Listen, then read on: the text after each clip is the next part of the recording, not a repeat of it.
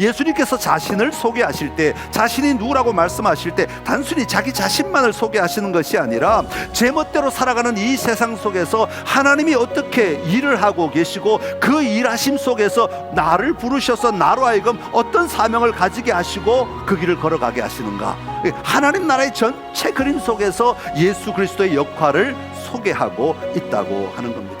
오늘 말씀을 통해서 이 어지러운 세상 속에서, 이 혼란스러운 세상 속에서 하나님이 여전히 일하고 계심을 오늘 발견하고 그 하나님의 일하심을 우리가 먼저 볼 수 있는 은혜가 있기를 간절히 기원합니다. 그리고 하나님의 일하심 속에서 하나님은 나를 어떻게 사용하기를 원하실까, 이게 우리 그리스도인들이 자신의 삶을 보는 관점이고 태도여야 하는 거죠. 할렐루야. 오늘은 마가복음 7번째 시간입니다. 오늘 마가복음 7번째 시간을 통해서 하나님의 역설이라는 제목으로 함께 말씀을 나누고, 이 말씀 속에서 오늘 우리가 붙들고 가야 할 것이 무엇인지를 발견하고 나아가는 은혜가 있기를 바랍니다. 1970년대 초에 미국에 닉슨 대통령이라고 있었습니다. 이 닉슨 대통령, 지금도 우리 미국의 정치를 보면 알겠지만 대통령이 있으면 그 대통령 최측근으로 가장 권한을 행사하는 사람들이 있어요. 그래서 대통령 혼자 다 할 수 없으니까 이 권한을 행사한 사람들이 나라의 많은 일들을 감당하는 경우를 보는데, 이때 닉슨 대통령의 최측근이 누구냐면 찰스 콜슨이라고 하는 사람입니다. 그러니까 이 사람은 자기 인생에 대통령의 측근으로서 가장 높은 정점에 자기 마음대로 자기의 힘으로 모든 것을 하며 누리며 살아가던 그런 사람이었습니다. 그런데 워터게이트 사건이 벌어지면서 이 사건에 연루되어서 이 사람이 감옥에 갇히게 됩니다. 권력의 정점에서 더 이상 자기 마음대로 할 수 없는, 아무것도 할 수 없는 완전한 억압이 있는 감옥 속에 들어가게 되었을 때 그는 자기가 할 수 있는 것이 아무것도 없음을 발견하고 다시 하나님 앞에 나아갑니다. 그리고 그곳에서 하나님을 더 깊이 경험하는 그런 시간을 갖게 됩니다. 그리고는 7개월 뒤에 이 사람이 출소를 하는데, 출소한 뒤에 자신이 어떤 삶을 살아야 될까를 끊임없이 고민하다가 한 가지 발견을 합니다. 자신이 감옥에 있는 동안에 보니까 감옥에 들어오는 사람들은 여러 가지 이유로 감옥에 들어오는데 다 나쁜 사람들만은 아니라는 거죠. 실수하거나 뭔가 잘못 연루되거나 잘못하거나 여러 가지 이유로 감옥에 들어오는데, 그런데 문제는 감옥에 들어오면, 좋은 사람들이 감옥에 들어오면 이 나쁜 사람들에 의해서 나쁘게 영향을 받더라는 겁니다. 좋은 사람들이 영향을 미쳐서 나쁜 사람들이 바뀌면 정말 좋겠는데, 나쁜 사람들에 의해서 이 좋은 사람들도 성질이 포악해지고 나쁜 일을 하는 방법을 배우고 이렇게 살아가는 것들을 많이 보게 된 것이죠. 그래서 1976년도 한 6년이 흐른 다음에 안 되겠다, 자기가 하나님의 부르심을 가지고 뭔가를 만들어야 되겠다 해서 이 수감자들과 그의 가족을 돕는 NGO를 만들게 되는데, 프리즌 펠로우십이라고 하는 NGO를 만들게 됩니다. 이 NGO를 통해서 이들의 진정한 회복은, 우리가 죄를 짓고 살아갈 때 우리의 삶을 진정으로 회복시킬 수 있는 것은 예수 그리스도밖에 없다 하는 것을 계속 전하기 시작합니다.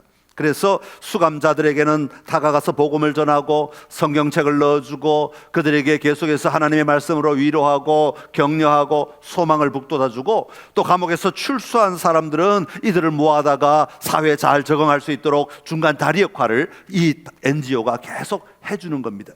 그리고 더 나아가서 이 수감자들, 감옥에 갇혀 있는 수감자들의 가족을 찾아가서, 그들의 가족들이 사실은 가장이 감옥에 가버리면 가족들이 내팽개쳐질 수 있잖아요. 그래서 그들을 도와주고 그들로 하여금 사회에 적응할 수 있도록 안내하고 이런 역할을 하는 NGO가 생기게 된 겁니다. 지금 이 NGO가 전 세계에 퍼져가지고 어마어마한 역할을 지금 전 세계에서 감옥이 있는 모든 나라에서 아마 이 역할을 하게 될 것입니다. 그리고는 수감되어서 풀려난 사람들을 대상으로 모아다가 교육을 시켜줍니다. 그런데 이 교육을 받은 사람들이 교육을 받지 않은 사람들과 비교를 해봤더니, 교육을 받은 사람들이 2년 내에, 감옥에서 나온 뒤 2년 내에 재범을 치를 확률이 절반으로 줄어들다는 겁니다. 그러니까 계속해서 가르치고 계속해서 그들을 격려하고 도와주었더니 다시 범죄의 소굴로 들어가는 것을 피하는 삶을 살아갈 수 있더라고 하는 겁니다. 그런 일은 놀라운 일을 하면서 그는 자기 인생의 새로운 길을 걸어가게 된 것이죠. 그래서 콜스는 말하기를 내 인생에서 가장 어둡고 부끄러운 순간이, 감옥이라고 하는 그 가장 어둡고 가장 부끄러운 순간이 오히려 하나님이 가장 자신을 크고 위대한 사람으로 사용하셨다, 이렇게 고백하는 거예요. 진짜 자기가 해야 할 일이, 이 땅에서 정말 자신이 감당해야 할 일을 발견하게 되었고 그것을 붙들고 그 일을 감당하며 가치 있는 삶을 살게 되었다라고 말하고 있는 겁니다. 여러분, 우리의 삶에는요, 많은 사람들의 삶에는 하나님이 이런 방식으로 일하는 일들이 얼마나 많은지 모릅니다. 하나님을 알지 못할 때는 내가 하는 것이 전부 다인 줄 알지만 하나님을 만나고 났을 때 하나님이 부르시고 하나님이 보내시는 자리가 전혀 새로운 자리에서 우리의 참된 사명을 감당하게 할 때가 참 많다 하는 겁니다. 지난주에 우리는 예루살렘에 들어오시는 예수님의 이야기로 시작을 하였습니다. 예수님이 예루살렘에 들어오시기 전에는 그동안 놀라운 일을 행하고는 사람들에게 말하지 마라, 내가 누구인지 알리지 마라, 이 일을 드러내지 말라 계속해서 감추셨습니다. 그런데 예루살렘에 들어오시는 그 순간부터는 내가 누구인가를 예수님이 담대하게 선포하고 계신 것을 볼 수가 있습니다. 특별히 오늘 본문은 포도원 농부의 비유로 우리가 알고 있는데, 이 포도원 농부의 비유를 통해서 예수님이 누구신가를 아주 선명하게 우리에게 밝혀주고 있는 거죠. 그런데 오늘 본문의 흐름의 전체를 보다 보면 예수님께서 자신을 소개하실 때, 자신이 누구라고 말씀하실 때 단순히 자기 자신만을 소개하시는 것이 아니라 제멋대로 살아가는 이 세상 속에서 하나님이 어떻게 일을 하고 계시고 그 일하심 속에서 나를 부르셔서 나로 하여금 어떤 사명을 가지게 하시고 그 길을 걸어가게 하시는가, 하나님 나라의 전체 그림 속에서 예수 그리스도의 역할을 소개하고 있다고 하는 겁니다. 오늘 말씀을 통해서 이 어지러운 세상 속에서, 이 혼란스러운 세상 속에서 하나님이 여전히 일하고 계심을 오늘 발견하고 그 하나님의 일하심을 우리가 먼저 볼 수 있는 은혜가 있기를 간절히 기원합니다. 그리고 하나님의 일하심 속에서 하나님은 나를 어떻게 사용하기를 원하실까, 이게 우리 그리스도인들이 자신의 삶을 보는 관점이고 태도여야 하는 거죠. 오늘 이 말씀 속에서 하나님의 음성을 듣고 하나님이 인도하시는 걸음들을 잘 옮겨내심으로 말미암아 하나님과 함께 걸어가는 삶이 되시기를 간절히 기원합니다. 자, 오늘 본문에서 우리는 먼저 인내하시는 하나님을 발견할 수 있습니다. 한번 따라할까요? 인내하시는 하나님. 여러분, 우리가 어떤 일을 하기 전에 조직의 구성이 어떻게 되어 있는가를 보는 것은 참 중요합니다. 왜냐하면 이 전체 그림 속에서 내가 그러면 무엇을 해야 할까, 그럼 내가 어디로 가야 할까, 이걸 발견해야 제대로 일을 하는 것이기 때문에 그렇죠. 예를 들어서 교회가 표를 정하고 비전을 정하고 교회가 이걸 외치고, 자, 올해는 이렇게 갑시다, 말씀과 삶으로 전하는 하나님의 나라, 이렇게 자꾸 외치는 것은, 그것은 그냥 단순히 하나의 구호를 만들어서 외치자고 하는 게 아니라 우리 선창교회가 올 한 해는 다 여기에 집중하자, 방향성을 정해주는 게, 그래서 교회가 전체 이렇게 가면 하나님이 우리 가운데 또 놀라운 일을 행하실 거다 하는 그 믿음으로 표를 만들고 비전을 제시하고, 그래서 성도들이 그걸 외치게 하고 그걸 마음에 품고 기도하게 하고 또 내 삶의 자리에 그 역할들을 하려고 애쓰게 하는 거죠. 오늘 본문에도 보면 예수님께서 자신을 소개하기 전에 먼저 소개하는 것이 있는데, 그게 바로 하나님의 일하심을 소개하고 있습니다. 1절의 말씀인데요, 우리 1절을 다시 한번 같이 읽어 보겠습니다. 예수께서 비유로 그들에게 말씀하시되, 한 사람이 포도원을 만들어 산 울타리로 두르고 접자는 틀을 만들고 망대를 지어서 농부들에게 세로 주고 타국에 갔더니. 아멘.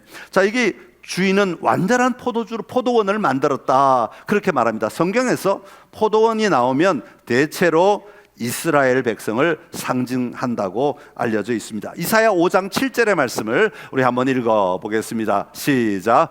무릇 만군의 여호와의 포도원은 이스라엘 족속이요 그가 기뻐하시는 나무는 유다 사람이라. 그들에게 정의를 바라셨더니 도리어 포악이요 그들에게 공의를 바라셨더니 도리어 부르짖음이었더라.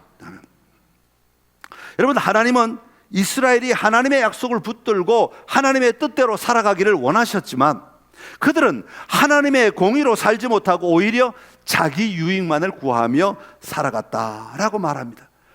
다시 말하면 하나님의 창조의 계획 속에 들어가지 못하고 그 하나님을 거역하고 자기가 원하는 자기 마음대로, 다시 말해 자기가 하나님이 되어 살아가려고 몸부림쳤다라고 하는 겁니다. 그런 그들을 향하여 하나님은 자신의 종을 보내셨다고 말씀하지요. 2절의 말씀입니다. 2절 시작. 때가 이름에 농부들에게 포도원 소출을 얼마를 받으려고 한 종을 보내니. 여러분, 포도원 소출을 얼마를 받으려고 종을 보냈다. 여러분, 사실 이 포도원 주인과 농부는 계약을 맺은 거잖아요. 이걸 약속이라고 그래요. 약속이 있었다면, 약속을 맺었다. 그래서 지금 포도원 주인은 그 약속에 따라서 소출을 달라고 요청하러 종을 보냈다는 겁니다. 이 소출은 어떤 학자는 월세 개념으로 그 포도원을 사용한 사용료를 좀 내라라고 말하는 것이기도 하고, 어떤 사람은 오늘 거둔 수확 가운데서 어느 만큼은 주인의 것이니까 그걸 돌려달라라고 요청하기 위해 종을 보냈다라고 말하고 있는 겁니다. 여러분, 포도원의 소출 얼마를 주인이 가지고 가는 것은 정당한 겁니다. 왜냐하면 약속된 것이기 때문에 그래요. 이건 부당한 것이 전혀 아닙니다. 정당하게 지금 종을 보내서 그것을 요청하고 있는데, 그런데 그 포도원 농부들이 어떻게 했다고요? 종을 심히 때리고 거저 보내었다. 하나도 주지 아니하고 그냥 보내버렸다 그래요. 4절에 보면 또 다른 종을 보내는데 그들의 머리에 상처를 내고 능욕하였다 그래요. 여기는 다 의미가 있죠. 여러분, 머리를 건드렸다라는 건 우리나라 사람도 요즘 머리 건드리면 다 싫어하죠. 내가 이 머리를 30분 동안 만든 머리인데 이걸 감히 함부로 건드려 굉장히 싫어하죠. 이스라엘 백성들에게 머리는 굉장히 건드리기 힘든 부위 가운데 하나가 머리입니다. 하나님의 복이 임하는 통로, 이 머리를 함부로 건드리는 건 굉장히 수치스럽고 굉장히 어렵게 만드는 그런 이유가 있습니다. 그리고 여기 능욕하였다라는 말은, 능욕하였다는 모욕을 줬다는 거, 모욕이라는 말은 수치를 줬다는 얘기죠. 여러분, 이스라엘 문화에서는요, 명예와 수치는 이 참 중요한 두 요소 가운데 하나입니다. 그들은 명예를 위해 살아가는 사람이지 수치를 당하면 견디지 못하는 사람입니다. 그래서 수치에 빠지지 않으려고 율법을 지키고, 수치에 빠지지 않으려고 하나님의 법을 지키고 막 그렇게 몸부림치며 살 만큼, 이 수치라고 하는 것은 그들에게는 절대로 있어서는 안 되는 그런 요소가 수치라고 하는 단어의 의미입니다. 그런데 능욕했다, 수치를 줬다 라고 말하는, 그러니까 이 종들이 얼마나 절망 가운데 돌아왔겠습니까? 그런데 주인은 또 5절에 보면 또 다른 종을 보내게 되죠. 그렇게 수치를 당하고 왔는데도 또 다른 종을 보냅니다. 그랬더니 이제는 농부들이 그를 죽였다 그래요. 그리고 그 외 많은 종들도 또 보내게 됐는데 더러는 때리고 더러는 죽여버렸다라고 말하고 있는 거예요. 여러분, 이것은요, 하나님께서 끊임없이 이스라엘 백성들을 향하여 선지자들을 보내셨음을 이야기하고 있는 겁니다. 다시 말하면 죄 가운데 빠진 그 이스라엘 백성들을 하나님은 그냥 내버려 두지 아니하시고 끊임없이 다가가시며 그들에게 이 선지자를 보내, 종을 보내시고 또 보내시고, 그들의 말을 또 안 들으면 또 보내시고 또 보내시고, 끊임없이 보내시는 하나님의 일하심이다 라고 말하고 있는 거예요. 여러분은 몇 번까지 보낼 수 있습니까? 여러분, 하나님은 끊임없이 보내셨다는 것을 지금 이 구약 성경 전체를 통해 우리에게 말씀하고 있는 겁니다. 하나님은 끊임없는 사랑과 인내로 계속하여 선지자를 통하여 보내고 있다라고 말씀하고 있습니다. 예레미야 7장 25절 26절의 말씀인데 같이 읽어보겠습니다. 너희 조상들이 애굽 땅에서 나온 날부터 오늘까지 내가 내 종 선지자들을 너희에게 보내되 끊임없이 보내었으나 너희가 나에게 순종하지 아니하며 귀를 기울이지도 아니하고 목을 굳게 하여 너희 조상들보다 악을 더 행하였느니라. 아멘. 여러분, 사실 이거는 이스라엘 백성들만을 위한 이야기가 아니지 않습니까? 오늘 저와 여러분, 영적인 이스라엘인 오늘 저와 여러분을 향하여 오늘 주님은 우리에게 말씀하고 계시는 것입니다. 하나님은 에덴 동산을 만드시고 그것을 다스리며 경작하며 살라고 말씀하셨는데, 그러나 하나님을 우리는 거역하고 제 멋대로 살아가고 있는 세상을 향하여 하나님은 인내하시며 끊임없이 다가오시고 또 다가오시고 또 다가오시는 하나님이시라는 것을 우리에게 말씀하고 있는 겁니다. 여러분, 다가오시는 하나님을 만날 수 있는 것은 우리가 내 고집과 내 삶의 틀 안에 갇혀 있을 때는 절대로 그 하나님을 만날 수가 없습니다. 내 삶의 자리에 하나님을 보려고 하지도 아니하고 내 것만 쳐다보며 땅만 쳐다보며 살아갈 때는 나를 향하여 다가오시는 그 예수님을, 그 하나님을 우리는 절대로 볼 수 없다고 하는 것입니다. 그러기에 우리는 눈을 열어 주님의 부르심과 인도하심을 보며 살아야 돼요. 말씀을 들을 귀가, 마음의 귀가, 영적인 귀가 열려져야 하는 거예요. 그래서 우리는 끊임없이 하나님 앞에 선다고 하는 것은 하나님을 향하여, 하나님 내 귀를 열어주십시오, 하나님 내 마음을 열어주십시오. 내 삶의 현장에서, 예배 드릴 때도 물론이지만 내 삶의 현장에서 하나님 지금 이 일을 통하여 하나님의 음성을 듣게 하여 주십시오. 하나님의 부르심을 보게 하여 주십시오. 끊임없이 우리는 질문하고 또 하나님께 나아가는 삶이 되어야 할 줄로 믿습니다. 여러분, 우리 하나님은요, 인내하시는 하나님이십니다. 한두 번 보내고 삼체판으로 끝나시는 하나님이 아니라 끊임없이 우리에게 다가오시고 우리가 절망하고 좌절하고 있더라도 또 다가오셔서 우리를 일으키시고 우리에게 말씀하시고 우리를 온전케 하시기 위해 나아가시는 하나님이신 줄로 믿습니다. 그 인내하신 하나님을 여러분의 삶의 자리에서 꼭 만나고 누리는 삶이 되시기를 간절히 기원합니다. 그렇다면 하나님께서 이토록 인내하시는 이유가 무엇이겠느냐 하는 겁니다. 그것은 바로 우리에게 더 큰 은혜를 베푸시기 위함입니다. 한번 따라합시다. 은혜 베푸시는 하나님. 오늘 6절에 보면 이제 한 사람이 남았다, 그렇게 시작하죠. 그리고 그는 바로 사랑하는 아들이다, 그렇게 말합니다. 그러면서 뭐라고 말하는 거니까 최후로 이를 보낸다, 그렇게 말합니다. 한 사람만 남았다, 이는 사랑하는 아들이다, 최후로 보낸다. 여러분, 이런 단어들은 여러분 대단히 무게감이 있는 단어들 아닙니까? 정말 그 모든 것을 다 포함하는 단어라고 말할 수 있습니다. 하나님이 보내신 아들은 많은 아들 가운데 한 아들이 아니잖아요. 그는 하나밖에 없는 외아들, 그것도 사랑하는 외아들. 그 마지막에 포기하거나 버리지 아니하시고 하나님은 반역하는 죄인들과 화해하시기 위해 그 하나님의 마지막 남은 것까지 끝까지 쏟아부으시는 하나님, 저는 이게 하나님의 은혜의 극치라고 보여집니다.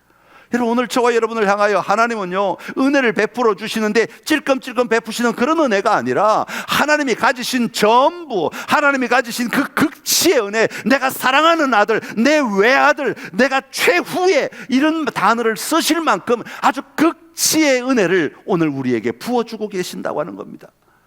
여러분, 여러분을 향한 하나님의 은혜는 하나님이 보내실 수 있는 가장 크고 놀라운 은혜라고 말하는 것이죠. 그러나 농부들은 어떻게 하였습니까? 7절과 8절에 보면 이렇게 말합니다. 7절과 8절 시작.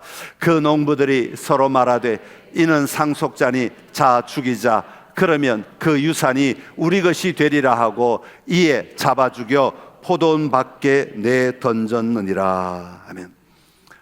자, 농부들이 이제 온 사람이 아들이란 사실을 알게 됩니다. 그러면 좀 고려해 볼 만 하잖아요. 자신들이 그동안 했던 행동들, 삶들을 고려해 볼 만한데 이들은 오히려 더 탐욕스러워집니다. 일정한 수익을 주지 않는 것에서 그치지 않고 이제는 이 아들을 죽임으로 말미암아 이 포도원 자체를 빼앗으려고 하는 것입니다. 여러분, 이 욕망, 인간이 가지고 있는 이 욕망은 끊을 수 없는 겁니다. 다른 사람을 착취하려는 우리의 욕망은 결국은 우리가 하나님이 되려고 하는 그 욕망, 내가 하나님이 되어서 모든 것을 주관하려고 하는 것이죠. 여러분, 인간은 자신의 삶에서 하나님을 지워버리고 어떻게든 자신이 이 땅에서의 삶과 영혼을 통제할 수 있다고 생각합니다. 그래서 탐욕에 탐욕을 더하고 탐욕에 탐욕을 더하며 살아가는 것이 이 땅의 삶의 자리인 것입니다. 이런 삶을 살아가고 있는 이 세상 속으로 예수님이 오셨다는 겁니다. 하나님이 세상을 이처럼 사랑하사, 이런 세상을, 이 어지러운 세상을, 이 혼란스러운 세상을 하나님이 사랑하셔서 하나님은 그 세상 속으로 예수님을 보내셨다고 말씀하고 있습니다. 나를 향한 하나님의 사랑, 나를 향한 하나님의 은혜, 이 어지러운 세상 속에서 내가 거기에 휩쓸리지 아니하도록, 내가 그 삶에 물들어가지 아니하도록, 내가 그 삶의 자리에 함몰되지 아니하도록 하나님은 찾아오셔서 그 하나님의 놀라운 은혜를 베풀어 주고 계신다고 말씀하고 있는 겁니다. 여러분, 탐욕은 단순히 물질만의 문제가 아닙니다. 다른 사람을 지배하려는 것도 탐욕이고, 내 생각대로 되어야 한다고 생각하는 것도 탐욕이고, 내 욕심대로 되지 않으면 견딜 수 없어 하는 것도 탐욕 때문입니다. 여러분, 은혜를 막는 가장 큰 적은 탐욕이라고 저는 생각합니다. 여러분, 하나님의 은혜는 오늘도 우리 가운데 임하고 있습니다. 여러분, 하나님의 은혜를 보고 누릴 수 있는 삶이, 예수 그리스도로 말미암아 우리에게 임한 이 하나님의 은혜를 보고 누릴 수 있는 삶이 오늘 저와 여러분의 삶이 될 수 있기를 바라고, 그 은혜가 오늘 우리의 삶을 좀 풀어놓아 주기를 간절히 소망합니다. 묶여 끌려 살아가는 것이 아니라 우리의 삶이 좀 하나님 은혜 안에 좀 풀어지면 좋겠어요. 좀 여유가 생기면 좋겠어요. 믿음의 여유가 생기면 좋겠습니다. 여러분, 그 은혜를 누리며 살아가는 우리 모두가 되기를 간절히 기원합니다. 하나님은 인내하셨지만 사람들은 거부했습니다. 하나님은 은혜를 베푸셨지만 사람들은 배척했습니다. 그러나 하나님은 이 모든 것을 통해서 오히려 새로운 길을 열어가셨다, 그렇게 말씀하고 있습니다. 하나님을 거부하는 자들을 향하여 하나님은 이렇게 말씀하십니다. 9절의 말씀입니다. 9절 시작. 포도원 주인이 어떻게 하겠느냐? 와서 그 농부들을 진멸하고 포도원을 다른 사람에게 주리라. 아멘. 하나님을 거부하는 자들에게 하나님의 나라는 열려있지 않다라고 말씀하십니다. 그러면서 하나님은 오히려 그 아들을 통해 새 길을 열어가시겠다고 말씀하십니다. 10절과 11절의 말씀을 다시 읽겠습니다. 너희가 성경에 건축자들이 버린 돌이 모퉁이의 머릿돌이 되었나니 이것은 주로 말미암아 된 것이요 우리 눈에 놀랍도다 함을 읽어보지도 못하였느냐 하시니라. 아멘. 건축자들이 볼 때, 아유, 이 돌은 내가 원하는 돌이 아니야, 내가 원하는 모양이 아니야, 내가 원하는 크기가 아니야, 그래서 버리지만 오히려 하나님은 그 돌을 집을 세우는데 가장 기초가 되는 가장 중요한 머릿돌이 되게 하셨다라고 말씀하고 있습니다. 그리고 그 돌 위에 기둥을 세우고 그 기둥 위에 지붕을 씌워서 집이 되게 하는 거죠. 여러분, 예수님이 이 땅에 오셔서 거부당하고 모욕당하고 십자가에 달리셨습니다. 이건 분명한 비극입니다. 고통입니다. 그러나 하나님은 그런 어려움 가운데서 오히려 더 놀라운 생명의 근원으로 예수님을 사용하고 계신다고 말씀하고 있는 거죠. 여러분, 종교 지도자들은요, 이 예수님만 잡아 죽이면 자기들이 원하는 대로 다 행할 수 있을 줄 압니다. 자기들의 권력을 여전히 유지할 수 있고 자기들이 누리던 것들을 여전히 누릴 수 있을 것이라고 생각합니다. 그러나 하나님은 그들이 하는 일을 통하여 그들이 알지 못하고 누려보지도 못한 놀라운 하나님의 방법으로 하나님의 나라를 열어가고 계시는 것이죠. 사실 여러분, 오늘 본문은요, 복음의 요약이라고 말할 수 있습니다. 1절이 에덴 동산이고 2절부터가 그 타락한 인간을 향한 하나님의 끊임없는 손짓입니다.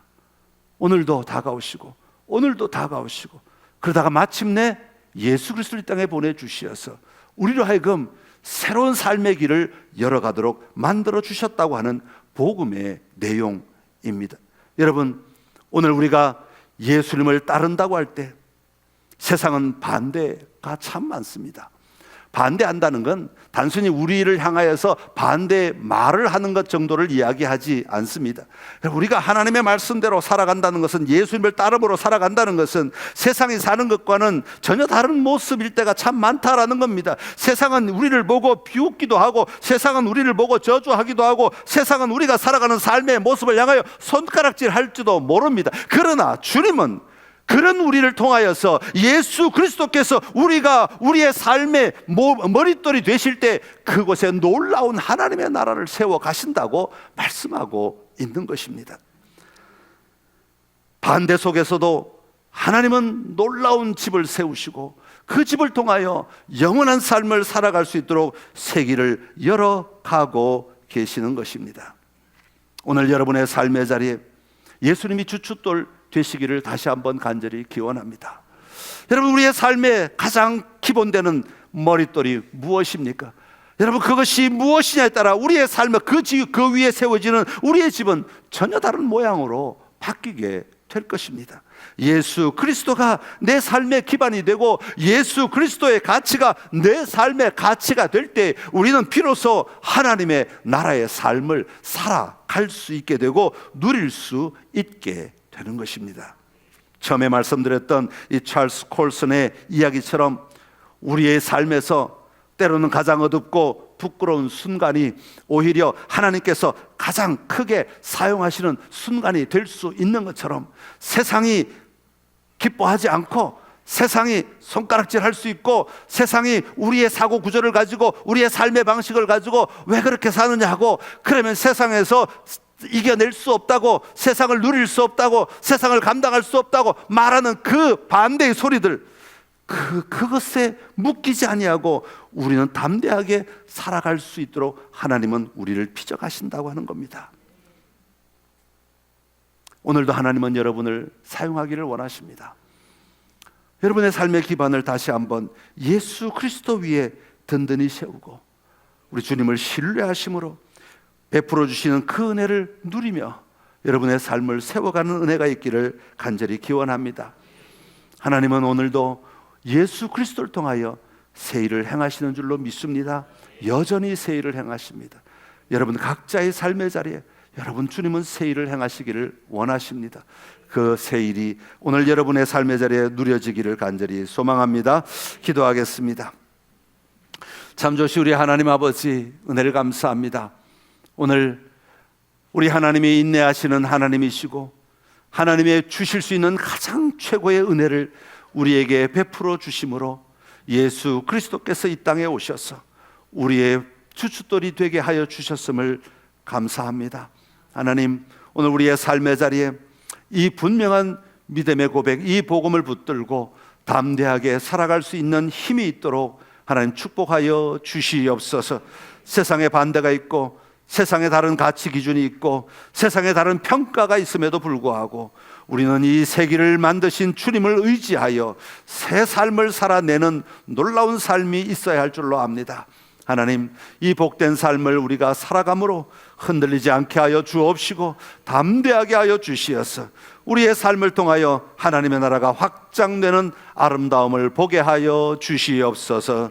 그렇게 일하실 하나님을 찬양하옵고 감사드리며 예수님의 이름으로 기도드리옵나이다. 아멘.